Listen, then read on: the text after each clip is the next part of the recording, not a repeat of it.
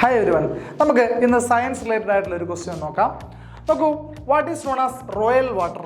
രാജകീയ ദ്രാവകം എന്നറിയപ്പെടുന്നത് എന്താണെന്നുള്ളതാണ് ചോദ്യം. ഓപ്ഷൻ സൾഫ്യൂരിക് ആസിഡ് ഉണ്ട്, നൈട്രിക് ആസിഡ് ഉണ്ട്, അക്വാ റീജി ഉണ്ട്, മെർക്കുറി ഉണ്ട്. അപ്പോൾ ഇതെല്ലാം ഒരു ലിക്വിഡ് ഫോമിലുള്ള സാധനങ്ങളാണ്.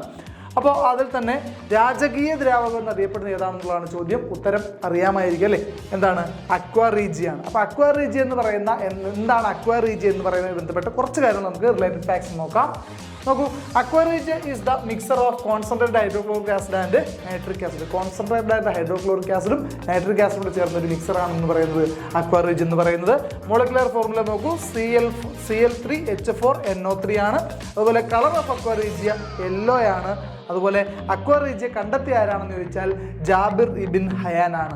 ഓക്കെ, അപ്പോൾ അക്വാ റീജിയുമായി ബന്ധപ്പെട്ടൊരു കാര്യമാണ് നമ്മൾ ഇന്നത്തെ ഷോർട്സിൽ ചർച്ച ചെയ്തത്. ഓക്കെ.